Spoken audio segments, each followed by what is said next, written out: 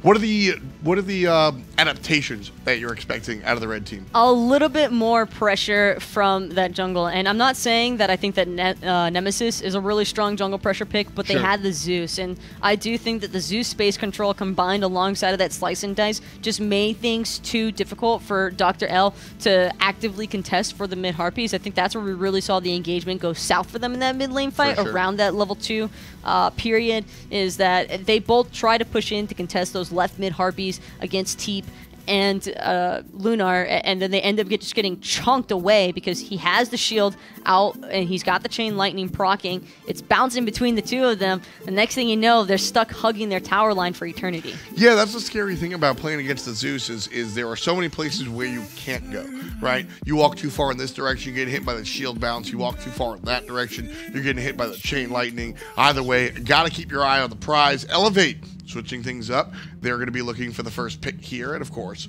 the first ban. Armada looks successful. Anything you want to ban here besides what we saw last time around? No, I do think that Nexamiss was actually fine in that Kuang and Osiris matchup. Same. Like I said, I think that where that really started to pull away, it was just Jarman having so much pressure in general because of uLunar being able to help him freely invade and the like. And there's only so much that Kuang can do when he's losing his blue buff as well as the Harpies to the enemy solo and jungle. So the same bans as game number 1. I'm going to focus again on the Odin ban. Usually we're used to Odin bans on console because watch out for Wolves. It's his best character and it gets scary. But Wolves isn't on these teams. Nope. So why do we see the Ringmaster banned out repeatedly? It's just the control factor. It's really annoying trying to deal with an Odin and just trying to fight around him because you're basically being locked down into engagements around whenever the enemy team doesn't have that cage available. It also limits some of the god choices that you might have in jungle, ADC, and mid lane specifically, which I think that teams, especially Armada, really doesn't want to deal with. Armada going to go the same direction for Jarman. If you got MVP, if it ain't broke, don't fix it. Going to stick with the broken god. Artemis going to be paired up again. I love Artemis versus Chernobog. Chernobog does show up on your side of the map with his ultimate. Just drop the trap and hopefully drop the enemy. I am a little bit surprised at the lack of Jing Wei pickups, though. Yeah, you were saying that. I think that she is an incredibly strong hunter right now, and probably one of the only hunters, I feel, that can truly match the rotational speed of Chernobog. Are you going to be there instantly for the start of every team fight? No, but with that passive, you can at least keep up way better in the laning phase. I think that Artemis, she's immobile. It's no secret. So a lot of this is going to come down to what DoctorL chooses to pick up here. I do like that they chose to strip away the Chernobog, though, from Fatal Ghost. Yeah, the Chernobog gets taken away. Soul going to be in the mid lane, and Fafnir. I mean, this is a classic pairing, 2 basic attack characters with the Fafnir who's got access to Coerce. I mean, this, again, on paper looks like a great draft, but how does it work in practice? And I'm looking at Zeus here, Taco, because you can get the best setup in the world, but if Zeus just blows you up, then you're not able to really do it. Yeah, well, gonna have to wait and see. I do like the 3rd and 4th banning phase, though. Making sure to get rid of Zirxy on that Athena. Very smart choice, especially seeing that Teep's going to be able to run back on that Zeus. Awilix has a really interesting flavor choice here, though, from Armada. Typically, she's a god that's reserved for whenever you see drafts composed of a lot of leaps and sorts and heavy setup also. Armada don't really have a whole ton of setup right now for the Awilix. This looks to me like focus the Fafnir. Well, exactly. It's twofold. One, Zhao Kuang locked in for a spicy pick here. One, there's a lot of early pressure. I think Awilix is just really scary in the early game still, so you got to watch out for that. And then yeah, Fafnir. I love picking Awilix into Fafnir and Odin because the whole idea of jumping on in and pulling him down is a nice look. Should be paired up with Kuzenbo as well. So fun all around. Who wins? Is it Armada or is it Elevate? I don't want to ask you because I want to have some fun. I think the results are going to be pretty heavily skewed in Armada's favor after what happened in Game 1. But Elevate, to me, they've always been a team. Even when they take losses, they are down but not out by any means. Yeah. They are still veterans in this profession, and they are more than capable, I think, of stretching this the whole 3 games. Without a doubt. I'm not really saying that Armada's cleaning this one up, but the Kuzenbo support, that's a really interesting look, and I love it. I love it. I love it. I love it. I'm telling you why I love it. Not just because he's funny, but because the double basic attack character. I mean, Kuzenbo is Thorns the God, right? And you're a hunter, man. I'm looking at the escape factor here from Panda mid. There is nothing more annoying than being a dashing god for a hunter and having a Kuzenbo non-stop slam you out of that because he's in his Shell Spikes ultimate or whatever the hell else you could think of. He's got that annoying sumo slam, which not only tosses you out of position, but could set you up pretty easily into a trap. So I like this wombo combo potential out of Zirxy and Fatal Ghost, and Zirxy already giving it to IAmTheHamster, tossing out that Nene at will just because they want to try and look for a purple buff invade or just making sure to really establish lane dominance. That way they can clear first and then look to go in. MitchTeep taking a ton of damage already, trying to put it out as well. MitchTeep first blood already before the minions even spawn. Down goes DoctorL, collecting his namesake. And MitchTeep just saying, look, y'all want to jump on Zeus early game? Please do, because I'm looking to eat. That felt a little bit frustration-driven from the last game. You think that? He even chose to go for the dragons as his primary ability there. So DoctorL hoping that he could spam the auto attacks in time to get that extra damage off of the dragons. But now Fatal Ghost could be in a lot of trouble, forced into the sprint and the purification beads. Great job from IAmTheHamster to pull those. Worth as well. I mean, you spend both of your relics, sure, but you get the successful invade. Also, you know, across the way your teammate dies, right? So I do like that plan. I do like that plan. Armada looking good so far. Again, with the unexpected pressure in all their lanes. But this is also another matchup that I really wanted to see, is Nexamiss on an auto-attack based warrior, because Bellona and Osiris, it's hard to call it who's going to come out on top there. There's outplay potential both ways, and I think that it's also rather exciting for Nexamiss because having the disarm could prove to be very fruitful in team fights if he's able to keep uLunar from following up off of a gravity surge. And you can see Nexamiss rushing the boots here. Doesn't have to go the Warrior's Blessing. A lot of players kind of not thinking that's the way to go. Ryan Jarman barely good escape there. And a nice dodge out from Panda mid. But I think the bigger conversation there is that Nexamiss has healing on the Bellona. Doesn't necessarily need the sustain given to him from the passive. It does feel a little bit more like a race against the clock, though, for Armada this time around, because they are against a pretty heavy late game team composition. But Elevate's picks are still rather safe for the early game, or at least significantly safer than the last go-round. And that's what I really like about the Kuang Chernobog, is that there is more than enough damage to be spread between those two.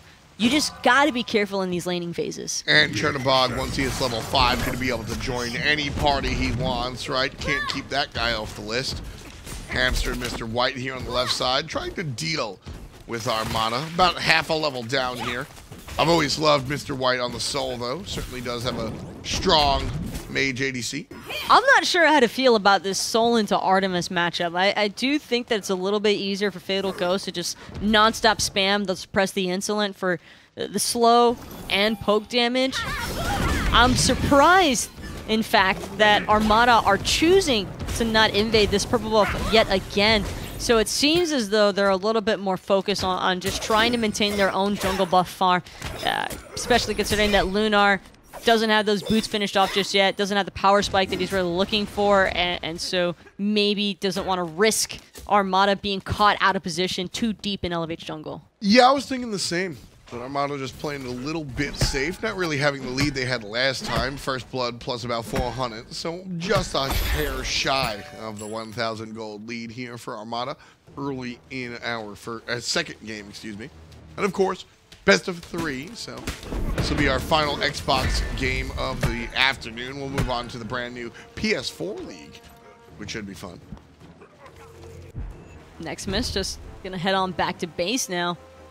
And only having that warrior tab by, like you pointed out earlier. Yep.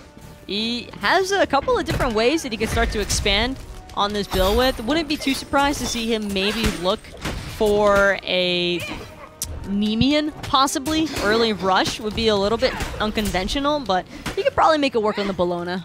the Nemean would be interesting. How do you feel about an early Midgardian as well? Because Jarman is constantly hitting you, right? Wouldn't that be an It's a definite possibility. I mean, there's always the extreme case scenario where Nexamiss just decides to say, screw it, let's go Mystical Mill, whole 9 yards, and see what happens. Yeah. Nice aggression coming out from Teep, taking the side flank here, meaning business. So, not enough to really get the kill just yet, but the red buff invade from Mr. Lunar here. I don't know about this one. Does find the Feather Step, can't confirm the red buff just yet. Nene Kappa might do that. Lunar trying to get on out and will. Lost his beads in the process, however, and IAmTheHamster, that's the second time now we've seen one of these Fafnir hammers lead up to beads being pulled. Kind of want to see Elevate acting on that a little bit more. And the red buff even goes to Elevate, so Armada not able to actually successfully find that invade. I just think that while the intentions were strong there from uLunar, he was a little bit ahead of himself because his dual lane had only just begun to start moving towards that red buff. They weren't there ready to back him up when they needed him to be. As soon as he saw DoctorL approach him, he probably should have backed off then and there. Instead, gonna end up losing his beads. DoctorL's got tabs of that mental note in the back of the mind, and then you just look to pressure out from this point forward for the next couple of minutes while that relic is down, so you can look to start stacking that AO passive if he finds the executes. I want to mention uLunar's boots of choice. So Awilix is actually one of the characters that I like a lot of power on. You get, what, 40% extra power when you initiate a fight. That's what the passive is, and you scale really high. DoctorL wants to keep my conversation at bay as he looks on the right side. Gang hits him with the dragons. There's damage from Nexamiss. A little bit more aggression, but not going to find the execute just yet.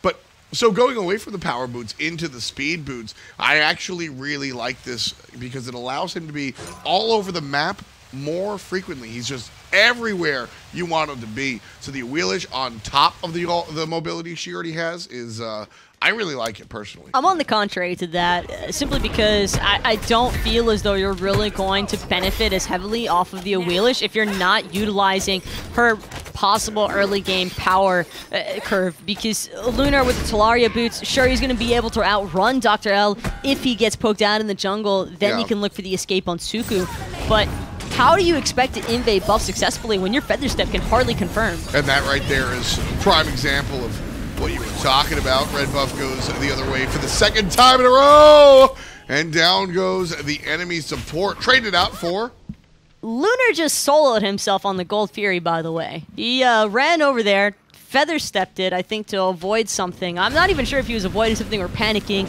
Looked a little bit like panic, but gotta make sure to stay a little bit more in the zone there. You go for the red buff first time around. They wanted that invade. Elevate said no. Second time around, they're still looking to push some buttons.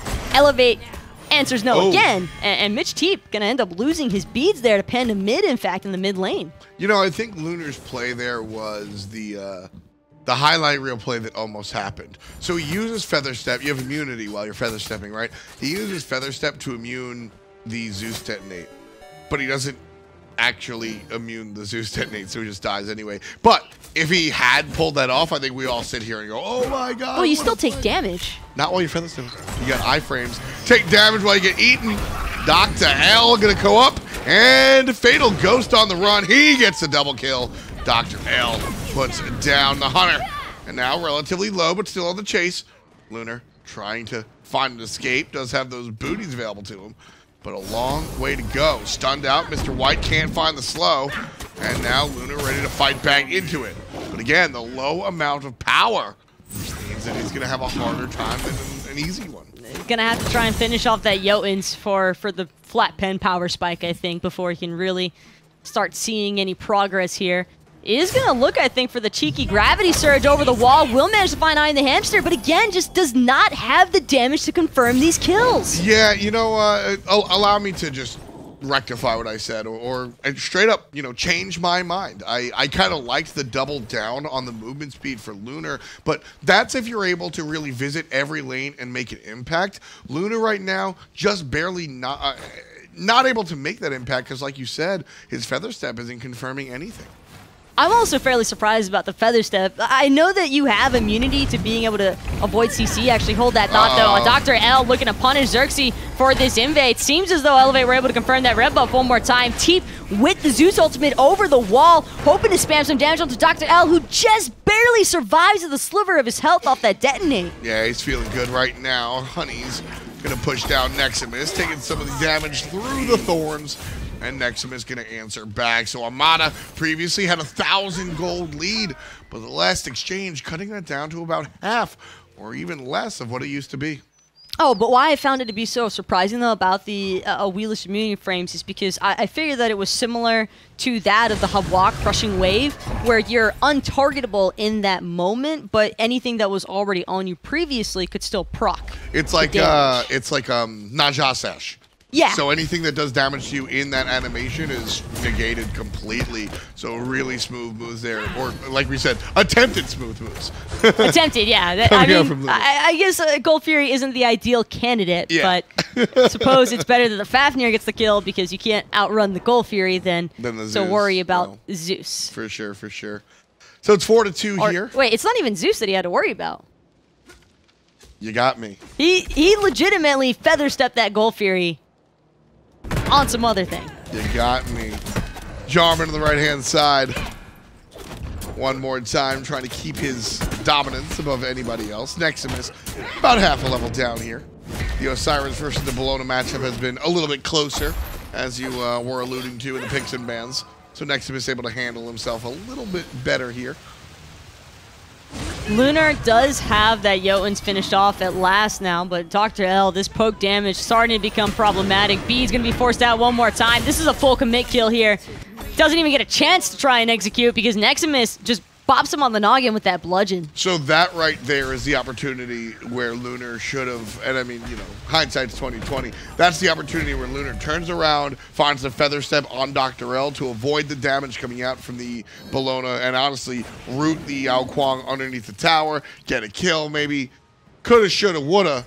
The reality of it is uLunar goes down. Death number 2.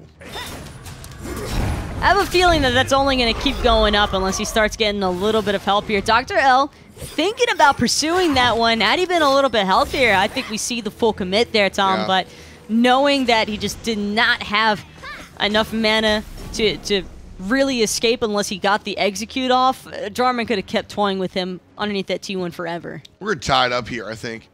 Elevate kind of dealing with the early Armada pressure and bringing the game back to themselves. 2 kills on DoctorL, repping New York with the 2-1-2 right there. But Mr. White, as we get into the middle, as we get into more into the middle game, right?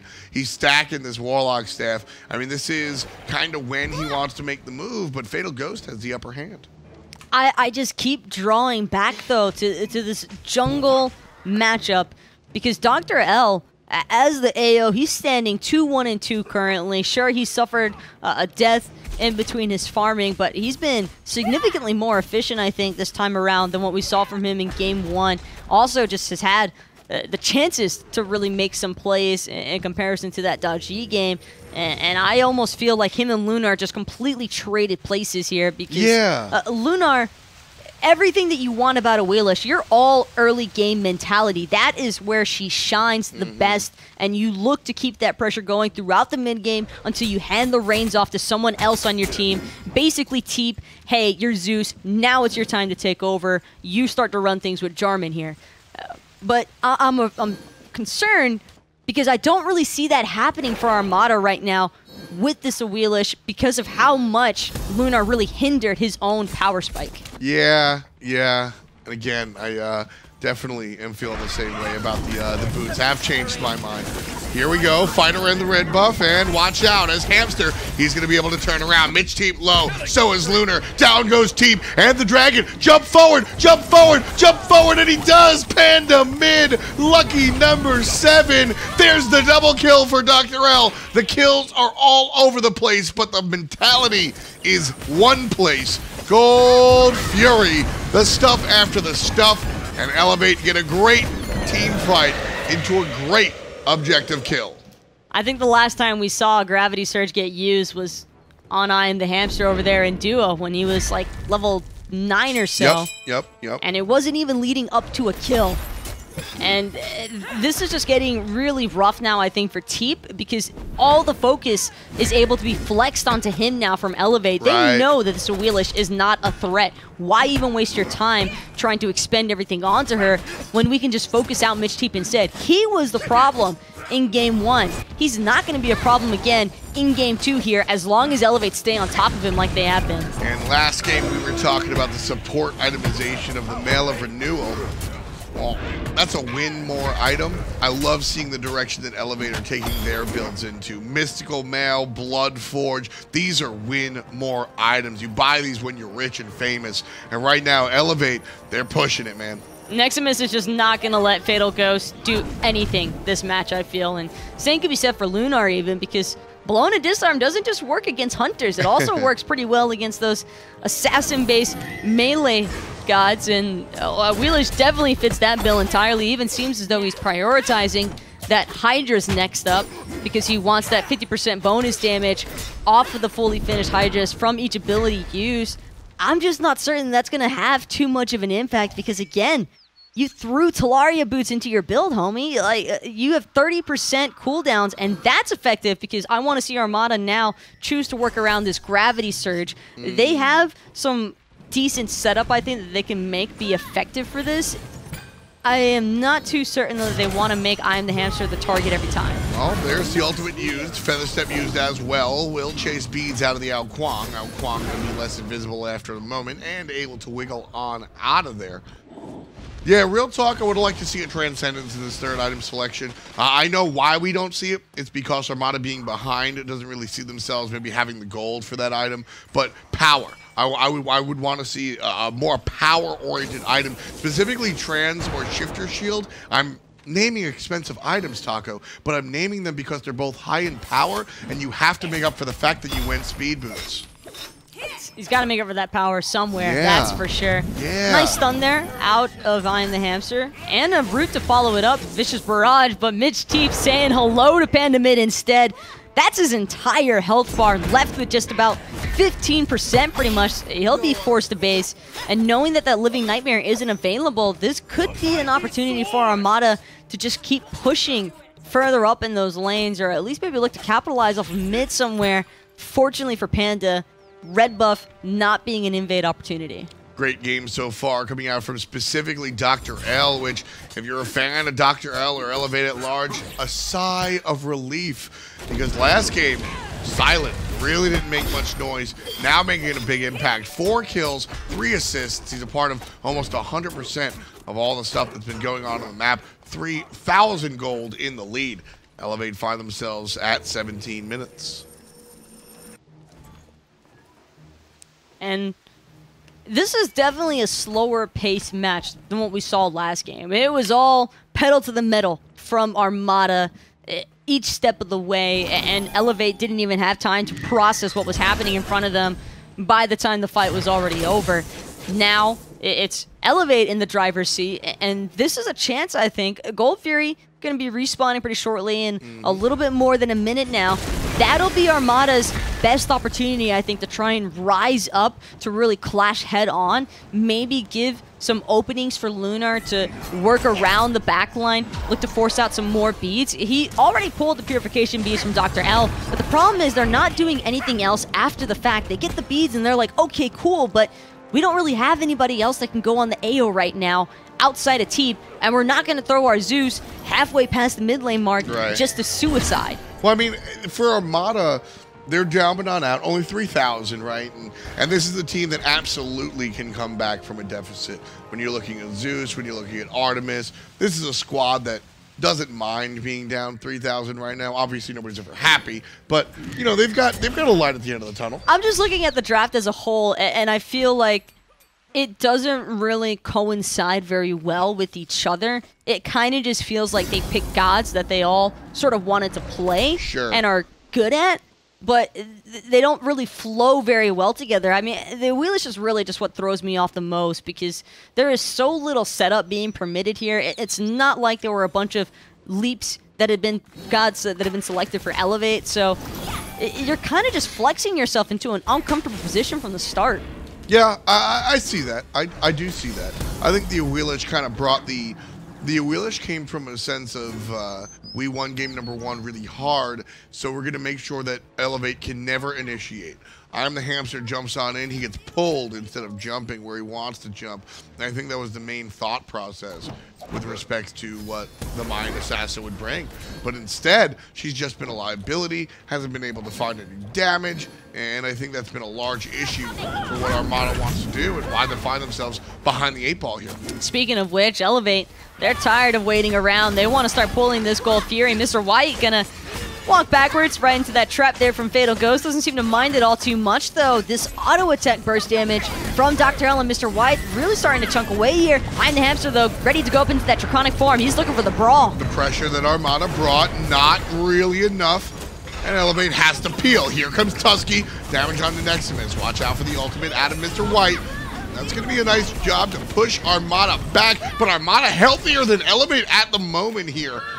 I don't know if Elevate want to continue their Gold Fury push. Look at DoctorL, though. He's wrapping around everybody, going straight through that red buff territory. MitchTeep with a great technique. This is all that they need. Nexamiss ends up falling, and now the chase is on, but DoctorL is right behind all of them. The flank took a little bit too long for DoctorL. He showed up. People knew about it. Now he's gone. Mr. White could be next. uLunar can't catch up. Where are the spoon boots, baby? There they are. Down goes Oscar. 3 players dead for Elevate. And Armada, I don't know. This is a scary Gold Fury with DoctorL in the wings. DoctorL won at the flank, and now he's got to look to find Teep. Looking to start things off pretty high here. Goes up for the execute, but is taken down before he can find it. Ryan Jarman not only gets credit for the kill, but that's Armada getting credit for the Gold Fury. Oh my goodness. That was, you know, I'm not going to be the guy and say that that was a throw from Elevate. I think that was extremely well played from Armada.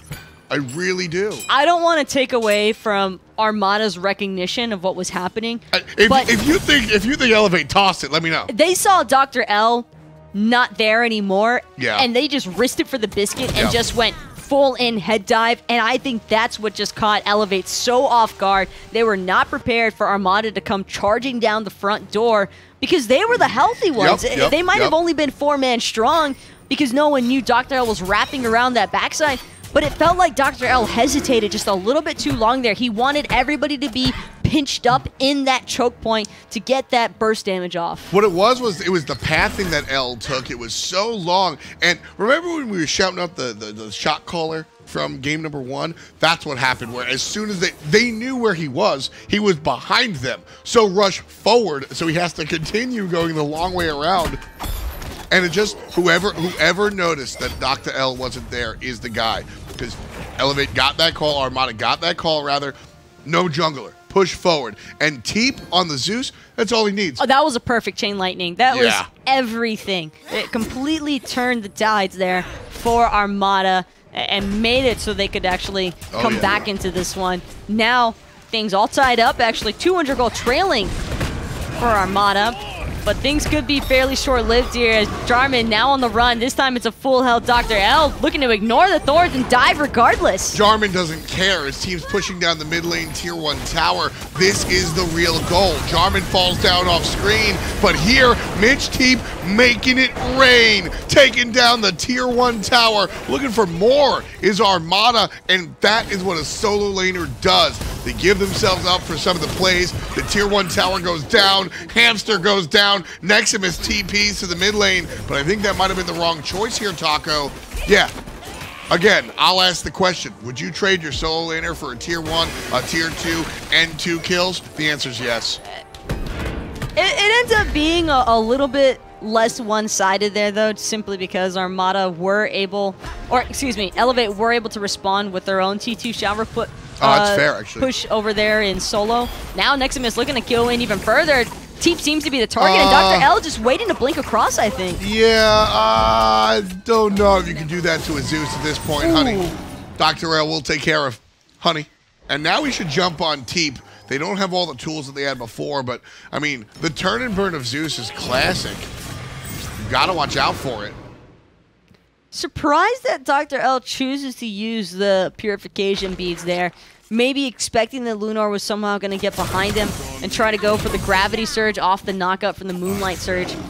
I like it. I think, honestly, I think if we see a little bit more power, this is a very unconventional Awilix build. If we see a little bit more power in that build, he dies, and so he beats to try and get away from it. That's like the exact Awilix build you would want outside of the Talaria boots.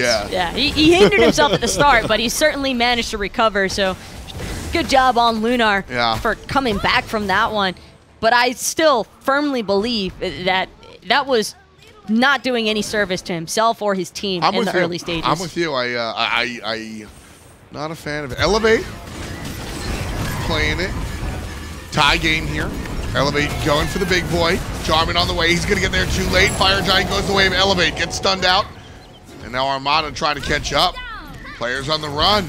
But Elevate with a great call. We've been talking about Armada's shot calling being pinpoint. But it's Elevate that come through with the fantastic communication and take care of business here in the 25th minute. And I hate to say it, because I don't think that this is related to the build in the slightest. That was just Elevate running down uLunar. He was slightly out of position. They managed to find him on the pick rotation, and I love that they just charged Fire Giant immediately after. This is definitely a composition that I would want in terms of shred potential against objectives. You got Fafnir, Chernobog, Soul, even the AO. There is no objective that is going to survive for longer than 30 seconds with those three on the target, much less having the Fafnir there to boost all of their attack speed in that draconic form with the Coers. So just really well executed there by Elevate, fully capitalizing off of that one-member pick. I mean, that's why this draft, it was drafted, right? The ability to take care of objectives and anything they want with the double basic attack characters. That's really what Elevate, I think, are looking for. Armada now on the defensive, trying to keep Elevate at bay. What's their move? That is an insanely expensive Chernobog build, by the way. It's crazy, but it works well. There's like no, gripes about that. It's just really crazy. He's got the Transcendence, the Bloodforge, and the Chin Size all in one place. Like this out of uLunar, making sure to try and give his team a little bit of gold somewhere. But like you were just asking me, I do feel as though Elevate are definitely still trying to give a little bit of respect towards Armada, and I think that's mostly because of the Zeus. Yeah, I mean, with a 3,000 gold lead, Zeus can still kill your team. It doesn't really matter, Zeus. I mean, we saw it. Especially with that build. Exactly. I mean, the build's a little bit scary. It's certainly something that Armada that Elevate have to watch out for.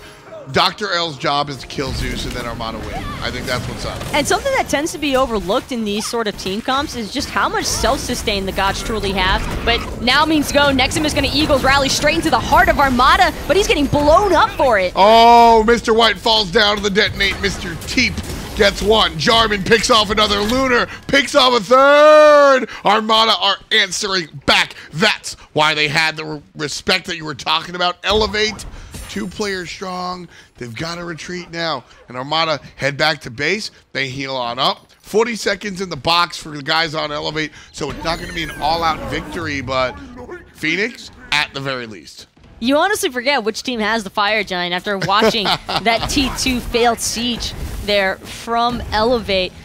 Just so much damage so quickly, and I like the concept there from Nexamiss. It should be the Bellona initiating, but I'm not too certain about that Eagles rally into the center of all 5 members. He was just a little bit too deep for his team to really help follow up on. Yeah, I like the idea. Don't forget of the protections you get in the circle, but like you said, too far. It's too far. Panda mid, he's going to hang on to his life, but the Phoenix won't. First Phoenix of the game goes to the team that's been down for the majority of the game. Shoutouts to Armada on that one. Got to enjoy that. They might be a newly formed team, but these are not new members to competitive Smite.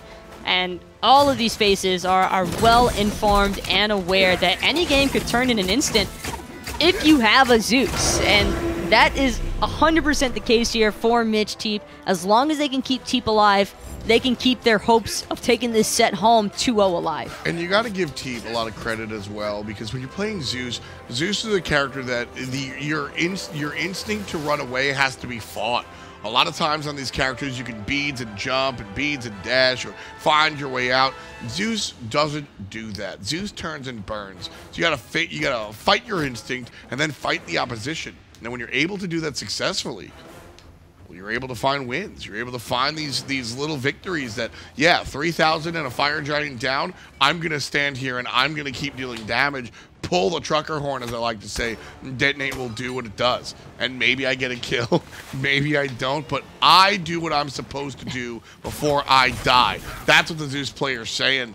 And right now, that's what the Zeus player's doing. And lately, things have been pretty clear-cut for Armada because they haven't been the ones aggressing into Elevate. It's been Elevate, fail aggressing into Armada. So now I'm curious to see what happens if Armada tries to contest for this Fire Giant pit, because if they decide to be the ones to go in first, I'm not too certain it's going to pan out as well for them. I think that their draft benefits way more so off of this counter initiation. We'll have to keep an eye on it. Armada here, playing forward. They do have the positioning around the Fire Giant in the enemy jungle. uLunar certainly has the power now. Power to take down Panda mid. Might be chased away. Dodges some of the nonsense from the enemy jungler. Avoids the execute. Finds the knockup. Won't get the pull. And he will get killed. It's a 4-on-4. Speaking of which, Mr. White looking to trap down Fatal Ghost, who kind of got away from the rest of his team. Zeus ultimate does come out, outlaid a little bit too late to save the life of Fatal Ghost.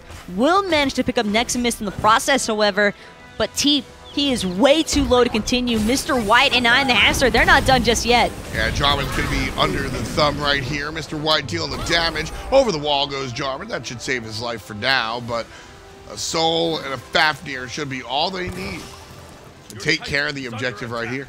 I don't think they want to necessarily go for the Fire Giant right away. It can still be a little bit too challenging, knowing that DoctorL might not be able to keep Zirxy out of here forever, but Zirxy does seem to have been poked out pretty efficiently. And now, with 4 members strong and Panda mid having revived recently, they could be looking again at this Fire Giant. Instead, no, Jarman chasing down DoctorL. And that's going to prompt Mr. White to fall back as well. Yeah, again, Jarman doing a great job here, providing the pressure. Wasn't able to do so in the early game, but able to do so here in the late game. 31-31 on the clock, and a couple of kills shy of that in the kill count. Armada 14, Elevate 13, and Gold tied up as well. So a close one, neck and neck, and oof. That gold difference and XP difference chart, that is as tumultuous as you can get. Up and down and up and down. Every time Elevate go and wrestle away a lead, Armada just yanks it out of their hands. Seems to be the case, at least the last few bouts, but now Armada, they're going to be the ones pulling the Fire Giants. Already down to 50%. Nexamiss looking to try and disarm their carries, and that's going to prompt the reset because Panda mid looking to charge in onto MitchTeep. MitchTeep already falling below half health. Yeah, everybody's trying to take care of Zeus. They realize that Teep has been the problem character. Zirxy takes care of Mr. White with the thorns. Here comes trouble. DoctorL also the double kill for the Kuzenbo. Big boy damage coming out from the Turtle Man. And Elevate unable to take care of this one. Zirxy just saves the day without a doubt. But Elevate, they're not out of it just yet. Nexamiss now actually getting chased down by Ryan Jarman, who managed to spot him out over there by that T2 sanction. And the mid Phoenix had fallen, but it's been able to revive yet again. uLunar gonna get the Bloodforge passive. But that's a full minute without Nexamiss that Elevate's going to have to try and ride things out on. And Nexamiss is doing a lot of work lately for what the team has been wanting to do. Fire Giant going to be aggressed on with Fatal Ghost here. This one's almost undoubtedly. Let me take away the almost. This one's going down without a fight. And so Armada, 2,000 gold up. Who cares? The last exchange was really what it was about. Wonderful team fight. And again, Zirxy Honeys on the Kuzenbo with a double kill. And you saw... It's the double, but look at what does every god carry on Elevate want to do. They want to auto-attack you down into oblivion, into death. What does Kuzenbo not let you do? Auto-attack him to his grave, or else he's going to take you with him. And we saw in these last few fights, all he's doing is popping out that reflect damage and killing everyone. The carries are practically murdering themselves down to like their last little bits of the HP bar, and that's just an easy cleanup crew, whether it's Zirxy or Fatal Ghost, uLunar, it doesn't even matter at that point. Not at all. I loved the selection from minute 1 in the picks and bans, right? I was sitting there saying, look, this Kuzenbo is going to provide a lot of trouble for this build specifically when you look at what Elevate have brought to the battlefield. This next fight probably will be it in whatever direction it goes. We saw 60-second respawn timers. Whoever wins this fight, Taco, I think, takes the game. If Armada takes this one home, though, that might be a tough pill for Elevate to swallow because they were in full control of this one for so long, only to have it wrestled away from them. Well, there's Tusky, and Fatal Ghost going to make good use of it. DoctorL comes down, and so does Nexamiss. Not a strong look for the enemy solo lane. He's down as soon as he's up. The Phoenix falls as well. 5 players strong. Armada seeping in. Titan under attack. 90%. Down goes another one. No, Mr. White able to counter back. Can he do much more? Doesn't look like it. You said it. Armada will be the jagged little pill that Elevate cannot swallow. And 21 kills in 35 minutes. Armada take the set. They didn't just turn that game around. They turned around the kill count, the experience leads, the gold leads. Every single part of the match that would matter most, Armada manages to bring back into their favor over some really well thought out engagements. And that's really, did you say fought out or thought out? Both. Exactly, because that's where I was going to go with that one. Let us know who was MVP, but for me, this was a team win. And what I loved about this game, too, was the difference between 1 and 2, right? I feel like any team right now in the SCL, well, in the Xbox side at least, can come and just overpower their opposition. And winning like that is one thing, but winning the hard-fought trudge from the ground, you need to see both. I think I'd have to give a little bit of MVP support loving, though, to Zirxy on that Kuzenbo because his space control was what really stuck out to me most here. I think that at first they were having a lot of struggles on Armada because Teep was just getting handled so well by DoctorL and rest of Elevate, honestly. They were really helping to follow up, keep that Zeus suppressed, and then next thing you know, Zirxy gets the farm that he needs and just starts playing goalkeeper because he was not letting anybody near Teep for like 20 minutes onward. It was also the combination of the, well, when Armada got the ability to be offensive, they would step forward with the Artemis ultimate and the spin from the Kuzenbo, and everybody in the enemy team is just crowd controlled forever. And then on the defensive, everybody looked at Teep. It was an interesting moment where we saw Elevate really pay attention to Mitch in the back line. They put their Chernobog there, and what really impressed me again was the communication, the instant turnaround. I saw that fight and I said, oh, Chernobog finally chose the Zeus, down he goes, and they're going to lose, get ready for game 3. And instead, the immediate turnaround from the team, paying attention to who was on the Zeus, and the communication, the peel, and the kill, I think that is what led to the victory. And see, you're looking at it from the direction of, oh, Chernobog fully committing onto the Zeus, that's going to be the GG right there, but I was kind of viewing that as Panda mid being a little bit over aggressive. That's fair. Too many times. One time too many, if you ask me, where he was constantly just going in. And we saw it happen in game 1, I think, with DoctorL trying to make some plays happen, but he was just being split apart from his team. Well, Panda mid, Chernobog ult, as strong as Living Nightmare can be with that movement speed and damage mitigation, it's not a get out of jail free card every single time necessarily. Sometimes you're just too far ahead for the rest of your team to catch up to you. And even though you can go into the wall and buy yourself some time with that Into Darkness, it's still just not going to be enough most of the time, at least not in a Zeus composition where they can just wait you out forever. Yeah, that's the truth. The Zeus ultimate going to be there, detonate, you know, you're going to be able to find it after he jumps out, reapply the charges, bring him down. Really good play from Teep as well. I think it's easy to sit here in the stands and watch a Zeus play and go, oh yeah, he's got a ton of damage, good for him. But that character is a lightning rod for the enemy. You move slow, you don't got no jumps, you're just sitting there waiting to get punched in the mouth, and really, heads up for Mr. T. How conflicted do you think aggro is right now, knowing that Zeus was played, yes, but it was MitchTeep who was succeeding on it? Oh, I don't really know, but the MVP going to look pretty damn good this time around. Love watching everybody come together. So fun stuff here for our guys. Armada taking down Elevate. What does that mean to you? I think that it means it's going to be a really fun fall split there for console because Elevate, in my mind, are a team that has always kind of skirted around that top 3 area, top 2 even at times, and had some really strong LAN performances. So for Armada to come out swinging like this, I just want to see what they have next in store. Ryan Jarman, I think, is somebody that we've got to look at as well. He played very well in game number 1, and then game number 2 didn't exactly have his lane, but certainly was able to make things happen, turn things around. So I think that might be one of the bigger points for the squad.